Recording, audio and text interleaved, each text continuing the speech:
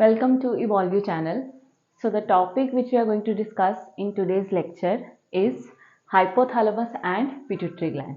तो hypothalamus और pituitary gland हैं क्या? They are endocrine glands. So hypothalamus and pituitary, they are endocrine glands. तो endocrine glands basically होती क्या हैं?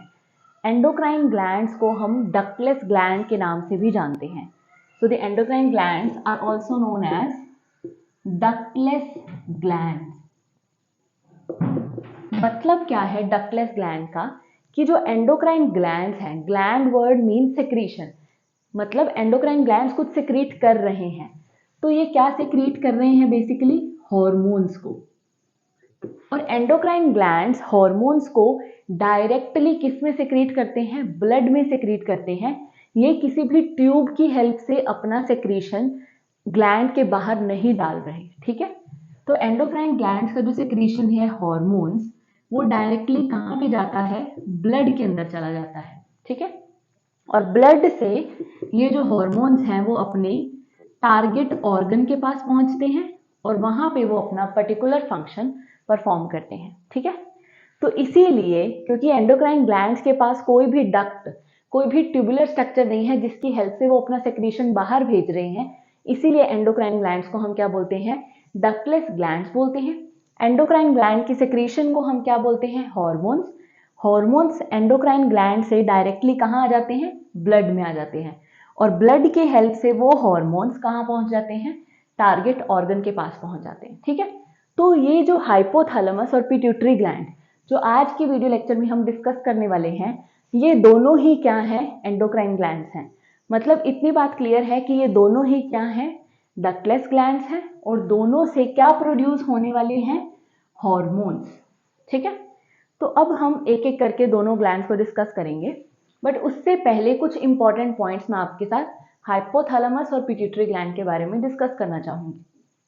सो let's write some important points about hypothalamus and pituitary gland. तो ये जो हाइपोथैलेमस है और जो पिट्यूटरी ग्लैंड है, ये दोनों ही बहुत ज़्यादा इंपॉर्टेंट ग्लैंड्स हैं हमारी बॉडी में, क्योंकि हमारी बॉडी में हॉर्मोन्स जो हैं उनका एक पर्टिकुलर अमाउंट होना ज़रूरी है. ठीक है, अगर कोई पर्टिकुलर हार्मोन अपनी डिज़ायर्ड वैल्यू से कम अमाउंट में बॉडी में सेक्रीट हो रहा है तो भी हमें कोई पर्टिकुलर डिसऑर्डर हो सकता है, कोई डिसीज़ हो सकती है. और अगर कोई हार्मोन अपनी डिज़ायर्ड अमाउंट से ज़्यादा सेक्रीट हो रहा है, that also can be a problem to us. ठीक है, तो मतलब क्या है कि हार्मोन एक पर्टिकुलर अमाउंट में ही होना चाहिए बॉडी में. उससे अगर वो कम हो रहा है या ज़्यादा हो रहा है, that will create a problem in our body. ठीक है, so that I hope it's clear. तो ये दोनों ग्लैंड्स क्यों ज़रूरी हैं? क्योंकि ये क्या करती हैं? बाकी एंडोक्राइन ग्लैंड्स को रेगुलेट करवाती हैं. बाकी एंडोक्राइन ग्लैंड्स जैसे कि example if I give, testis हैं बॉडी के अंदर, ओवरी हैं, क्योंकि उनसे भी हार्मोन्स बन रहे हैं. तो जो जो ग्लैंड्स हार्मोन बनाती हैं उनको हम क्या बोलते हैं? एंडोक्राइन ग्लैंड्स बोलते हैं. तो टेस्टिस से हमें पता है हार्मोन्स बनते हैं जैसे कि टेस्टोस्टेरोन है. ओवरी से हमें पता है हार्मोन बनते हैं जैसे कि ईस्ट्रोजन है, प्रोजेस्टेरॉन है. तो ये सब हार्मोन प्रोड्यूसिंग ग्लैंड्स हैं, इसलिए हम इनको क्या बोलते हैं? एंडोक्राइन ग्लैंड्स बोलते हैं. ठीक है, पर बाकी एंडोक्राइन ग्लैंड्स को रेगुलेट करने के लिए भी कुछ ग्लैंड्स की जरूरत होती है. तो जैसे कि पिट्यूटरी ग्लैंड है, तो पिट्यूटरी ग्लैंड का दूसरा नाम क्या है? Master endocrine gland. Pituitary gland को और किस नाम से जाना जाता है? मास्टर एंडोक्राइन ग्लैंड के नाम से जाना जाता है, क्योंकि पिट्यूटरी ग्लैंड बाकी एंडोक्राइन ग्लैंड्स को रेगुलेट करवाएगी. ठीक है, वो उसे बोलेगी कब उसके हार्मोन्स के बनने की ज़रूरत है, कब उसे हार्मोन ज़्यादा बनाने हैं और कब उसे हार्मोन का सेक्रीशन बंद कर देना चाहिए, क्योंकि ऑलरेडी बॉडी में ज़्यादा है और excess of everything is bad for our body. ठीक है, तो that is the role of pituitary gland. पर देखिए, पिट्यूटरी ग्लैंड को भी कोई ग्लैंड रेगुलेट करवाती है जिसका नाम क्या है? हाइपोथैलेमस. इसीलिए हम हाइपोथैलेमस को बोलते हैं मास्टर एंडोक्राइन ग्लैंड.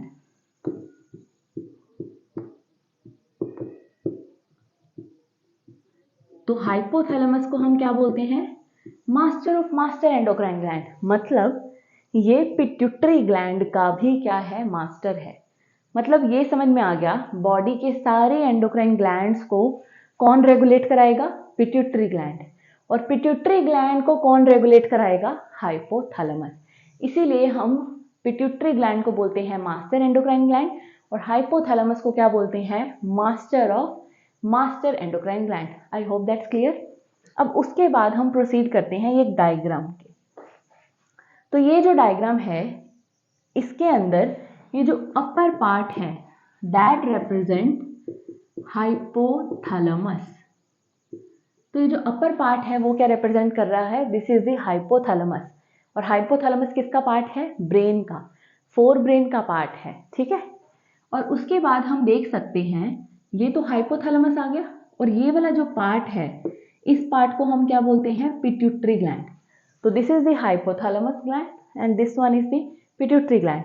पर पिट्यूटरी ग्लैंड के अंदर आगे तीन पार्ट्स आते हैं। This one is known as pars distalis और एंटीरियर पिट्यूटरी। और वहीं पे ये जो मिडल वाली डार्क लाइन रिप्रेजेंट करी जा रही है, this is known as pars intermedia और मिडल पिट्यूटरी।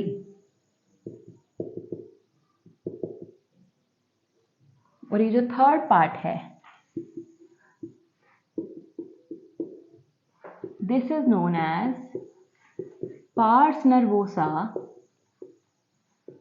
और पोस्टीरियर पिट्यूटरी।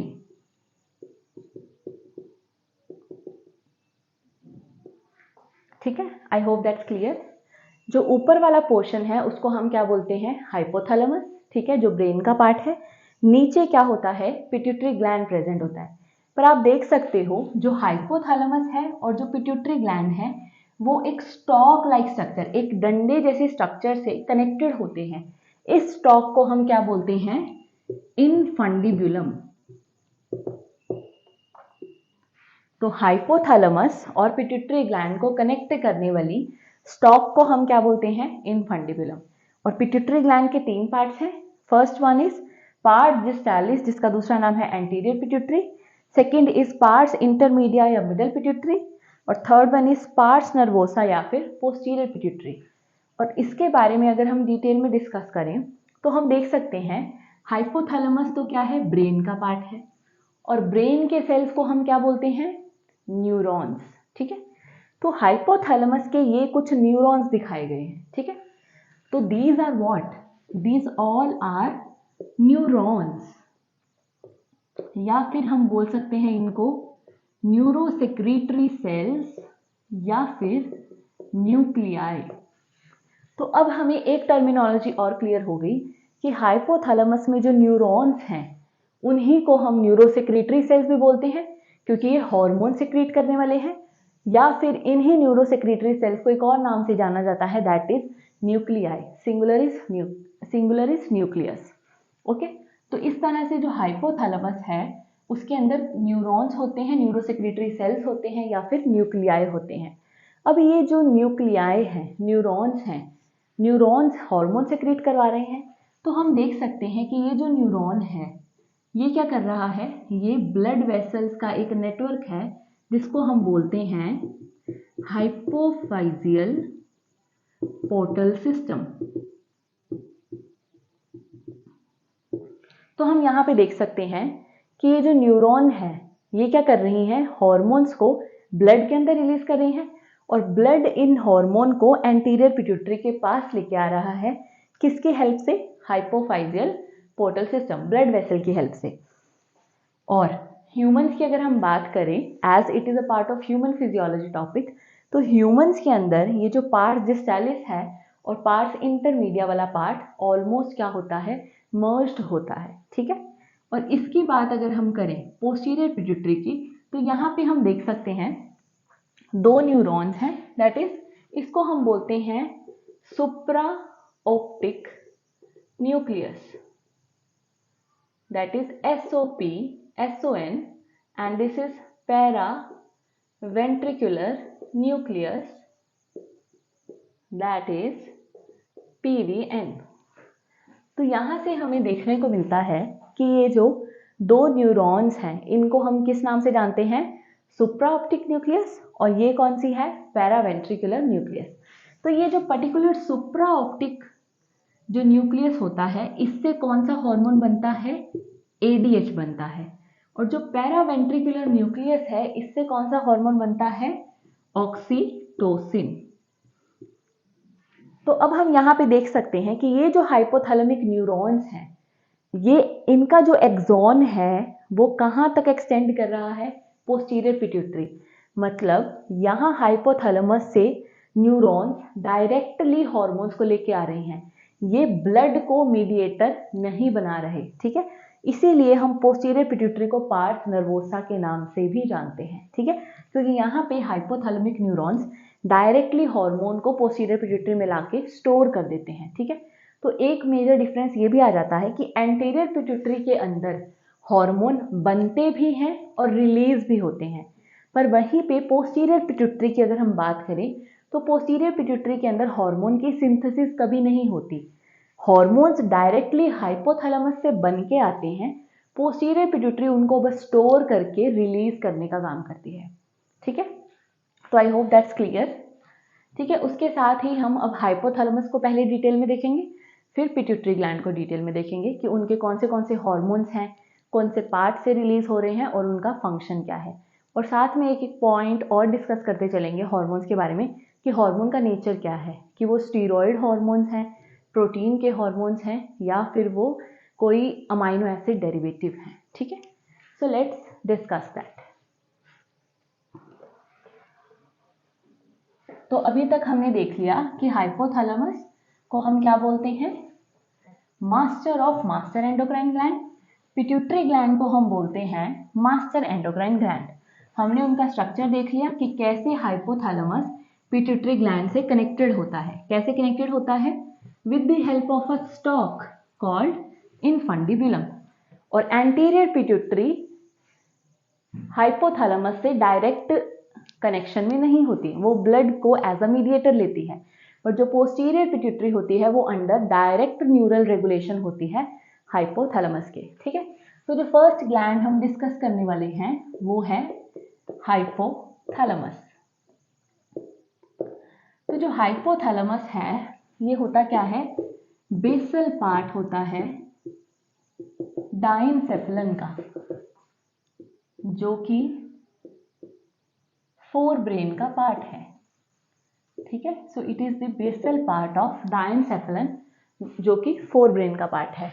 और अगर बात करें ओरिजिन की, तो हाइपोथैलेमस का ओरिजिन कैसा होता है, एक्टोडर्मल होता है। और हाइपोथैलेमस को हम क्या बोलते हैं, master of master endocrine gland.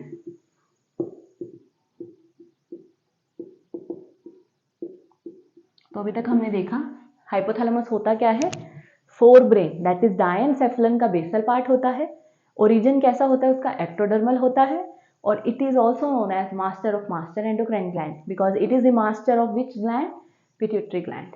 तो अब हम देखते हैं हाइपोथैलेमस को। अब देखिए किसी भी चीज को अगर रेगुलेट करने की बात आए, इसको मास्टर क्यों बोल रही है पिट्यूटरी ग्लैंड का, क्योंकि वो पिट्यूटरी ग्लैंड की एक्टिविटी को रेगुलेट करने वाला है। रेगुलेट का मतलब है कि अगर कोई चीज़ ज़्यादा हो रही है तो उसे कम करवाना, और अगर कोई चीज़ ज़रूरत से भी कम हो रही है तो उसे हमें बढ़वाना पड़ेगा, ठीक है। तो मतलब क्या है, यहाँ पे हम हॉर्मोन्स की टर्म में बात करेंगे, तो या तो हम उसे सिग्नल देंगे, मतलब या तो हाइपोथैलेमस पिट्यूटरी ग्लैंड को सिग्नल देगा कि हॉर्मोन्स को रिलीज करो, या फिर वो उसे सिग्नल देगा कि तुम हॉर्मोन्स की सिंथेसिस को इनहिबिट कर दो, उसके रिलीज को इनहिबिट कर दो, ठीक है। तो हाइपोथैलेमिक जो हॉर्मोन्स हैं वो किस नेचर के हैं, nature of hormones is peptide hormone. तो हाइपोथैलेमस के जो हार्मोन हैं वो पेप्टाइड हार्मोन होते हैं, ठीक है। और two types of hormones are release from hypothalamus, one is releasing hormone and another one is inhibiting hormone. तो हाइपोथैलेमस से दो तरह के हार्मोन बनते हैं, one is releasing hormone and another one is inhibiting hormone. तो नाम से ही क्लियर है, रिलीजिंग हार्मोन क्या करेंगे, दे स्टिमुलेट पिट्यूटरी ग्लैंड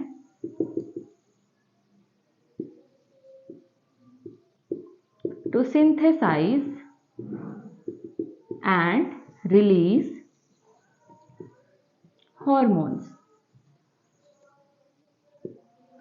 और वहीं पे इनहिबिटिंग हार्मोन क्या करेंगे, they are going to inhibit the synthesis and release of hormones from pituitary gland।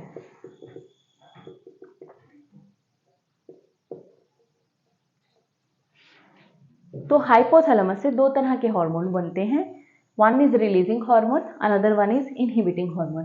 तो रिलीजिंग हार्मोन के नाम से ही क्लियर हो रहा है कि वो हाइपोथैलेमस के जो रिलीजिंग हार्मोन्स हैं वो पिट्यूटरी ग्लैंड को सिग्नल भेजेंगे कि तुम ये जो हार्मोन्स बना रहे हो उनको और सिंथेसाइज करो और उनको रिलीज करवाओ, क्योंकि बॉडी को उसकी अभी ज़रूरत है। ठीक है, वहीं पे जो इनहिबिटिंग हार्मोन है वो करेंगे क्या, हाइपोथैलेमस से जैसे ही इनहिबिटिंग हार्मोन निकलेगा वो क्या करेगा, पिट्यूटरी ग्लैंड को जाके सिग्नल देगा कि अभी बॉडी को हार्मोन्स की ज़रूरत नहीं है, तो उनको तुम सिंथेसाइज करना और रिलीज करना बंद कर दो। ठीक है, तो आई hope it's clear. Releasing hormone क्या करेंगे, पिट्यूटरी ग्लैंड को सिग्नल, पॉजिटिव सिग्नल देंगे कि तुम्हें हार्मोन्स बना के उसे रिलीज करना है। ठीक है, वहीं पे जो इनहिबिटिंग हार्मोन्स हैं वो उसे नेगेटिव सिग्नल देंगे कि अभी बॉडी को हार्मोन्स की ज़रूरत नहीं है, तो तुम उन्हें अभी ना ही सिंथेसाइज करो ना ही उन्हें रिलीज करो। ठीक है, एक एक एग्जाम्पल देख लेते हैं हम, दैट इज GnRH, और इसमें एक एग्जाम्पल देखेंगे हम,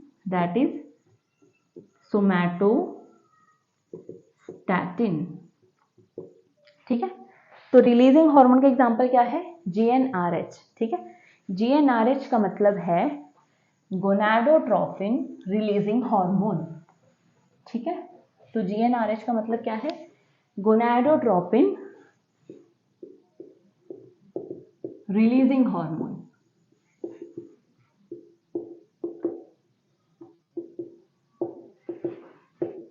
मतलब क्या है, हाइपोथैलेमस क्या करेगा, GnRH को रिलीज करवाएगा। ये GnRH एंटीरियर पिट्यूटरी को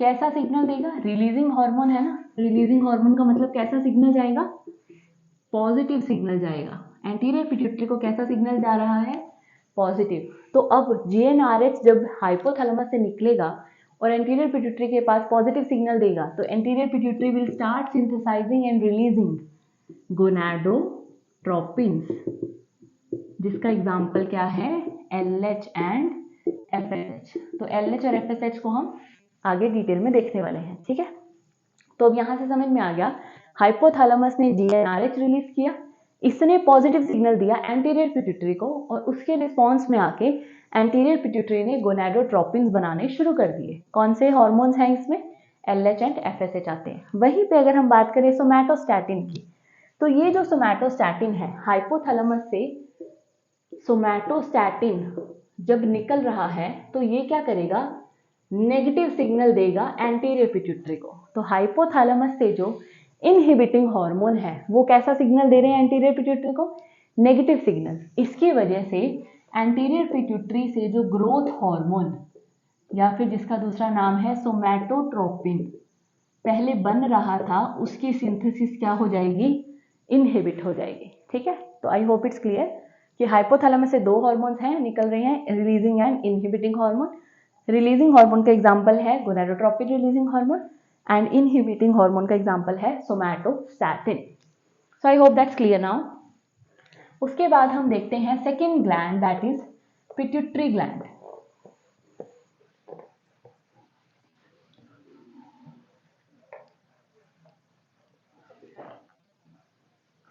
तो पिट्यूटरी ग्लैंड को हम देखते हैं पहले। So now we are going to talk about pituitary gland. तो पिट्यूटरी ग्लैंड में कुछ टर्मिनोलॉजीज है जिसमें बच्चे बहुत कंफ्यूज होते हैं। दैट इज एडिनोहाइपोफाइसिस क्या है, न्यूरोहाइपोफाइसिस क्या है, ठीक है। तो पार्स डिस्टेलिस किसके अंदर आता है, पार्स इंटरमीडिया किसके अंदर आता है, पार्स नर्वोसा किसके अंदर आता है, और एंटीरियर पिट्यूटरी किसे कहेंगे, पोस्टीरियर पिट्यूटरी किसे कहेंगे। तो ये सारे कंफ्यूजन अभी दूर हो जाएंगे, ठीक है। सो पिट्यूटरी ग्लैंड को हम दो पार्ट्स में डिवाइड कर सकते हैं, that is adenohypophysis and second one is neurohypophysis. तो जो एडिनोहाइपोफाइसिस वाला पार्ट है पिट्यूटरी ग्लैंड का, इसी के आगे दो पार्ट्स हैं। First one is pars distalis जिसको हम बोलते हैं एंटीरियर पिट्यूटरी, सेकेंड पार्ट है पार्स इंटरमीडिया जिसको हम बोलते हैं मिडल पिट्यूटरी, और न्यूरोहाइपोफाइसिस के अंदर एक पार्ट आता है जिसको हम बोलते हैं पार्स नर्वोसा और पोस्टीरियर पिट्यूटरी।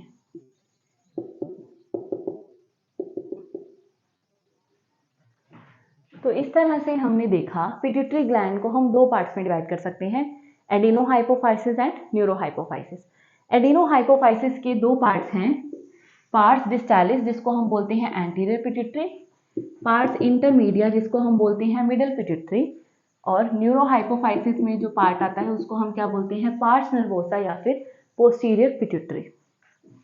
और ये जो दोनों पार्ट्स हैं that is pars distalis, pars intermedia, ये दोनों क्या होते हैं, ह्यूमंस में मर्ज्ड होते हैं, ठीक है। तो अब हम देख लेते हैं कि इन पार्ट से पिट्यूटरी ग्लैंड के जो तीन पार्ट्स हैं, anterior pituitary, middle pituitary and posterior pituitary, इनसे कितने हार्मोन रिलीज होते हैं और उन हार्मोन्स का फंक्शन क्या है। तो नंबर हम यहीं पे देख लेते हैं कि जो एंटीरियर पिट्यूटरी वाला पार्ट है वहां से टोटल 6 हार्मोन्स बनते हैं। कितने हार्मोन्स बनते हैं, 6 हार्मोन्स बनते हैं। वहीं पे जो मिडल पिट्यूटरी वाला पार्ट है वहां से सिर्फ एक हार्मोन रिलीज होता है, और जो पोस्टीरियर पिट्यूटरी वाला पार्ट है यहां से 2 हार्मोन्स रिलीज होते हैं। तो मैंने पहले भी बताया था कि ये जो एडिनोहाइपोफाइसिस वाला पार्ट है, ठीक है, जो कि एंटीरियर पिट्यूटरी बोल देते हैं जिसको, तो यहाँ एंटीरियर पिट्यूटरी में हार्मोन्स की सिंथेसिस भी होगी और उनका रिलीज भी होगा। तो it includes both synthesis and release of hormones. पर वहीं पे जो न्यूरोहाइपोफाइसिस वाला पार्ट है दैट इज पोस्टीरियर पिट्यूटरी वाला पार्ट है, यहाँ पे हार्मोन की सिर्फ स्टोरेज होगा एंड रिलीज ऑफ हार्मोन्स। मतलब क्या है, एंटीरियर पिट्यूटरी तो हार्मोन को बनाएगी भी और उसे रिलीज भी करेगी, पर जो पोस्टीरियर पिट्यूटरी है वो सिर्फ हार्मोन को स्टोर कर सकती है और उसे रिलीज कर सकती है, ठीक है। पार्स डिस्टेलिस वाले पार्ट से कितने हार्मोन्स बनते हैं, 6 हार्मोन्स। पार्स इंटरमीडिया से बनता है 1 हार्मोन, और पार्स नर्वोसा वाले पार्ट से बनते हैं 2 हार्मोन्स, ठीक है। बनते नहीं हैं, they are just getting stored there and released whenever they are required in our body, ठीक है। तो वन बाय वन हम देख लेते हैं कि एंटीरियर पिट्यूटरी से कितने हार्मोन्स बन रहे हैं, उनका क्या फंक्शन है, ठीक है। मिडल पिट्यूटरी से एक हार्मोन कौन सा है, उसका क्या फंक्शन है, और पोस्टीरियर पिट्यूटरी से जो 2 हार्मोन्स बन रहे हैं उनका नेम क्या है और उनका फंक्शन क्या है बॉडी में, ठीक है। Let's start.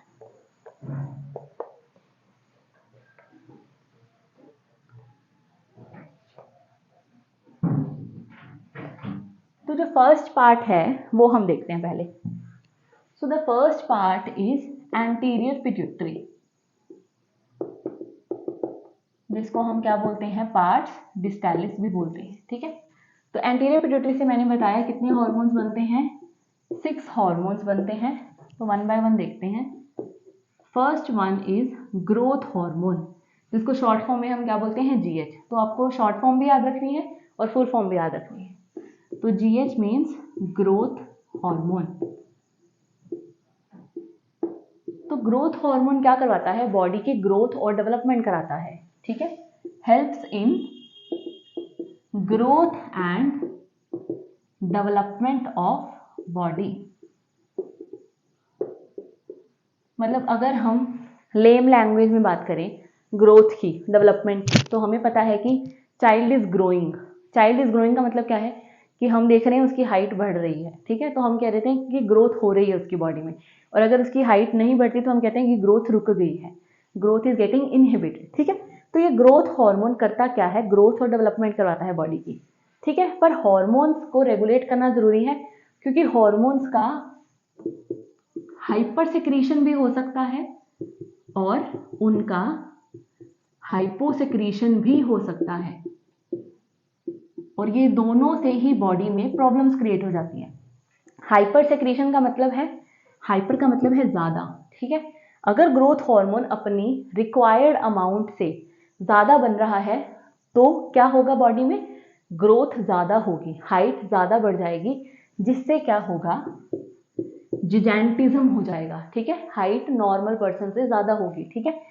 पर इसके अंदर भी दो केसेस हम देखते हैं कि अगर हाइपर सेक्रीशन ग्रोथ हार्मोन की चाइल्डहुड में देखने को मिलती है, ठीक है, तो अगर हाइपर सेक्रीशन हमें चाइल्डहुड में देखने को मिलती है तो उससे कौन सा डिसऑर्डर हो जाता है, जिजेंटिज्म हो जाता है, ठीक है, मतलब हाइट नॉर्मल से ज्यादा होती है, ठीक है, एवरेज हाइट से ज्यादा होगी। पर वहीं पे अगर हमें हाइपर सेक्रीशन ग्रोथ हार्मोन का अडल्टहुड में देखने को मिले, ठीक है, अडल्ट एज में अगर हमें ग्रोथ हार्मोन का हाइपर सेक्रीशन देखने को मिले तो इससे एक पर्टिकुलर डिसऑर्डर होता है, दैट इज एक्रोमेगैली। तो जिजेंटिज्म का मतलब है height is more than average, ठीक है, एवरेज हाइट से उस पर्सन की हाइट ज्यादा होगी। एक्रोमेगैली में होता क्या है, डिसफिगरमेंट हो जाता है फेस का, क्योंकि फेस की जो बोन्स हैं, ठीक है, फेस की जो बोन्स हैं दे कंटिन्यू ग्रोइंग, और इस वजह से जो फेस है वो डिसफिगर्ड लगता है, ठीक है।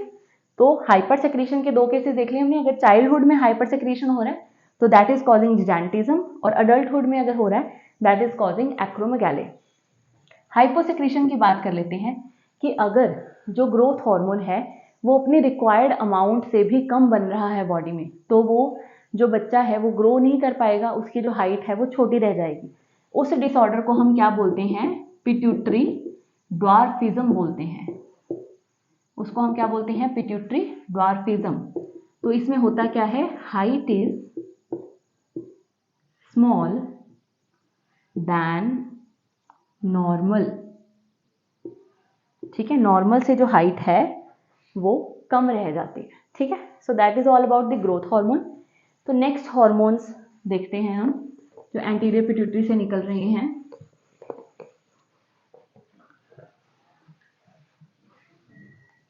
तो एंटीरियर पिट्यूटरी से निकलने वाला सेकेंड हार्मोन है that is TSH, that is thyroid stimulating hormone.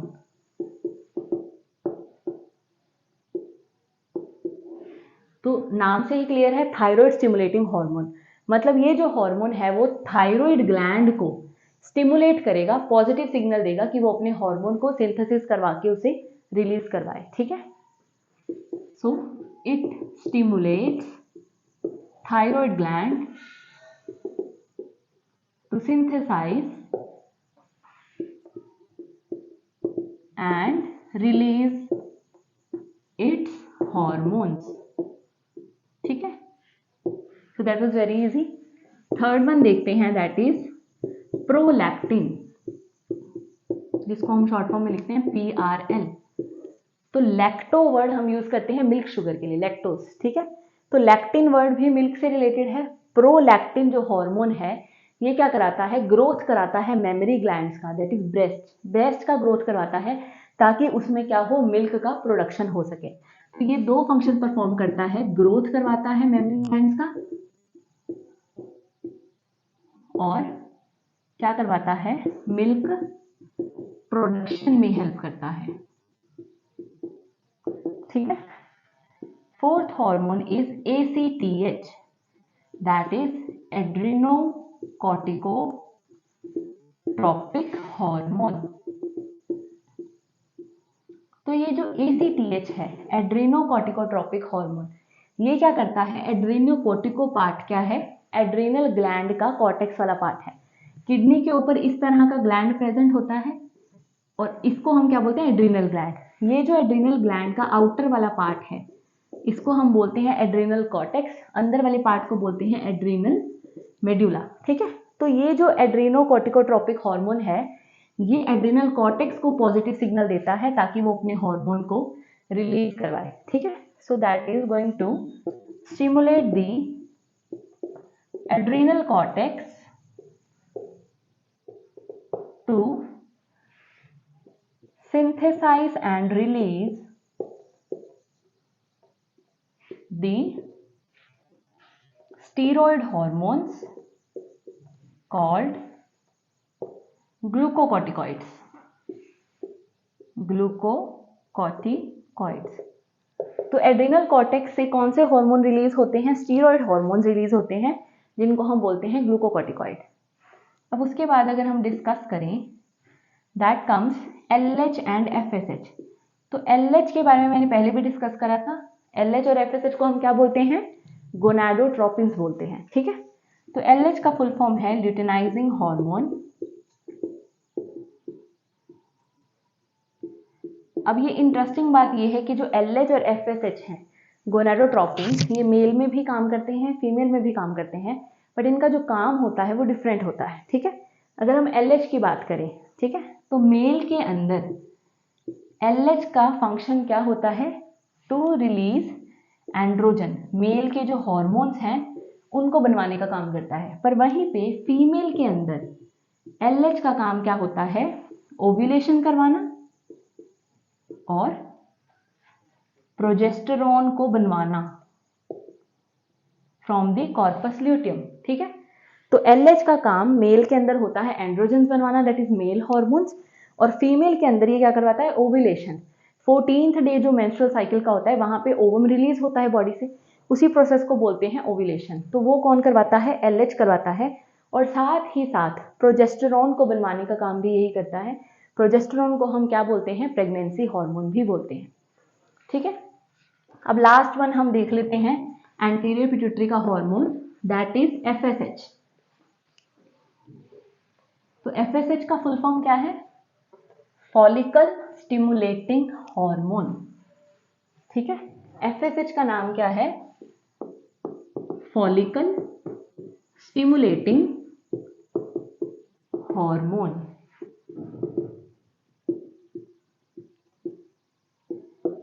जैसे कि मैंने पहले बताया कि FSH और LH दोनों का काम होता है, मेल में भी और फीमेल में भी। तो देखते हैं मेल के अंदर इसका क्या काम होता है और फीमेल के अंदर इसका क्या काम होता है। तो ये जो FSH है, ये मेल के अंदर क्या करवाता है?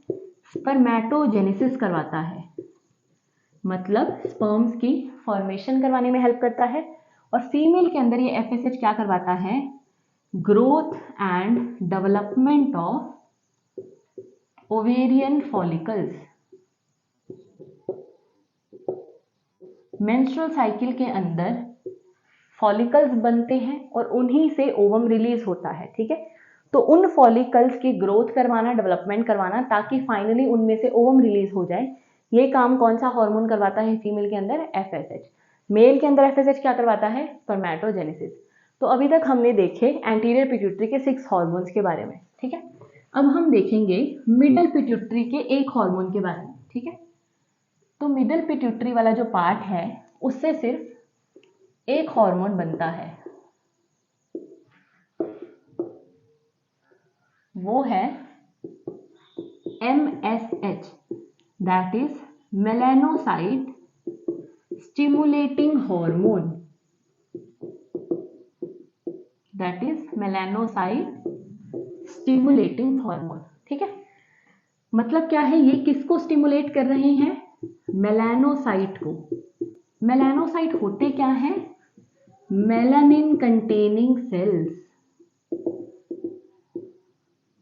आपने देखा होगा गर्मियों में अगर हम ज़्यादा देर धूप में चले जाएं तो हमें टैनिंग हो जाती है। मतलब क्या है, जो स्किन का पिगमेंटेशन है वो क्या हो जाता है, डार्क हो जाता है। ठीक है, तो that is because of this hormone MSH।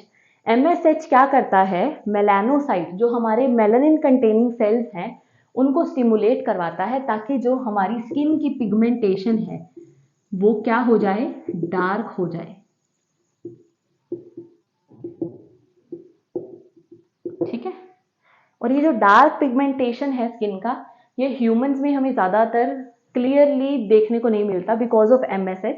ये हमें रेप्टाइल्स और एम्फीबियंस के केस में ज़्यादा क्लियर है क्योंकि वो अपना कलर चेंज कर सकते हैं। तो दैट टाइम MSH और मेलाटोनिन जो पीनियल ग्लैंड से रिलीज होता है वो दोनों हार्मोन्स क्या करते हैं, इंटरप्ले करते हैं, and that's why they are able to change their colour. ठीक है, so I hope that is clear. Middle pituitary से एक ही हार्मोन बनता है MSH, that is melanocyte stimulating hormone. अब उसके बाद हम देखते हैं last part, that is posterior pituitary. तो ये जो पोस्टीरियर पिट्यूटरी है इससे टोटल 2 हॉर्मोन्स रिलीज होते हैं, क्योंकि 2 हॉर्मोन्स को क्या कर रहा है, स्टोर करता है और उनको रिलीज कर देता है। It is never going to synthesize the hormones. तो वो 2 हॉर्मोन्स कौन से हैं, first one is oxytocin and the second one is vasopressin, जिसका दूसरा नाम क्या है, ADH, that is anti diuretic hormone. Okay, so oxytocin करता क्या है, oxytocin basically helps in smooth muscle contraction. ये क्या करता है, स्मूथ मसल्स को कॉन्ट्रैक्ट करवाता है। तो जैसे कि एग्जांपल्स ले लेते हैं हम, यूटेरस का कॉन्ट्रैक्शन होता है चाइल्ड बर्थ के टाइम पे, that is because of oxytocin. ठीक है, so example, uterus contraction during parturition. Parturition is the terminology जो हम चाइल्ड बर्थ के लिए यूज करते हैं। ठीक है, और साथ के साथ ये क्या कराता है, मेमोरी ग्लैंड जो ब्रेस्ट के मसल्स होते हैं उनको भी कॉन्ट्रैक्ट करवाने में हेल्प करता है, ताकि जो मिल्क है प्रोलैक्टिन ने प्रोड्यूस करवाया उस मिल्क को रिलीज भी करना है। ठीक है, तो वो क्या करवाते हैं, मिल्क इजेक्शन में हेल्प करते हैं फ्रॉम दी मेमोरी ग्लैंड। ठीक है, तो इसीलिए ऑक्सीटोसिन को बर्थ हार्मोन भी बोलते हैं और मिल्क इजेक्टिंग हार्मोन के नाम से भी जाना जाता है। ठीक है, सेकेंड वन इज वैसोप्रेसिन और ADH। ठीक है, वैसोप्रेसिन बोल सकते हैं, इसका दूसरा नाम क्या है, ADH। ADH का फुल फॉर्म है anti diuretic hormone. Anti word मतलब किसी चीज को अपोज करना, डायूरेसिस को अपोज करना है। ठीक है, मतलब क्या है कि अगर हमें पता है किडनी का काम क्या होता है, वाटर को रीअब्सॉर्ब करना, कि अगर हमने पूरा दिन पानी नहीं पिया फिर भी हमारी बॉडी वाटर की जो नीड है वो अपने आप पूरा कर रही है। ठीक है, कैसे कर रही है, क्योंकि वो किडनी से वाटर को बाहर जाने ही नहीं दे रही। ठीक है, मतलब क्या करिए, वो जितना भी वाटर है, सॉल्ट है, उसको वापस से रीअब्सॉर्ब कर लेते हैं, उसको यूरिन के थ्रू पास नहीं होने देते। ठीक है, तो ये जो ADH है वो क्या करता है, that is reabsorption of water and electrolytes from distal tubules. ठीक है, जो नेफ्रॉन का डिस्टल वाला पार्ट है, लास्ट वाला पार्ट है, उससे वाटर और इलेक्ट्रोलाइट को क्या करवा रही है, रीअब्सॉर्ब करवा रही है, ताकि वाटर का लॉस बॉडी में इनहिबिट हो जाए। ठीक है, अगर ADH का जो अमाउंट है बॉडी में कम हो जाए तो हमें कौन सी डिसीज हो जाती है, डायबिटीज इंसिपिडस। ठीक है, डायबिटीज इंसिपिडस में होता क्या है कि पानी और इलेक्ट्रोलाइट बॉडी में रीअब्सॉर्ब हो नहीं रहे, तो उस पर्सन को ज्यादा यूरिनेशन होता है। ठीक है, वो बार बार यूरिन पास करने के लिए जाता है और इसकी वजह से उसकी बॉडी कैसी रहती है, डिहाइड्रेटेड रहती है। ठीक है, तो अब तक हमने देख लिया कि पिट्यूटरी ग्लैंड के कौन से पार्ट्स हैं और उनसे कौन से हार्मोन रिलीज करते हैं और उनके हार्मोन्स का फंक्शन क्या है। अब हमारा लास्ट पार्ट रह गया, that is nature of hormone. अब मैं उसको सिंपल वर्ड में समझा देती हूँ कि जो TSH है, FSH है एंड LH, ये सारे ग्लाइकोप्रोटीन के बने हुए हार्मोन्स हैं, and rest of pituitary hormones. और बाकी जो पिट्यूटरी ग्लैंड के हॉर्मोन्स हैं वो सारे कैसे हैं, पेप्टाइड हॉर्मोन्स हैं। ठीक है, so that's it about the hypothalamus and pituitary gland. अगर आपको कोई भी डाउट है तो आप कमेंट सेक्शन में मुझसे जरूर पूछ सकते हैं। Thank you so much. Please like share and subscribe evolve your channel. Thank you.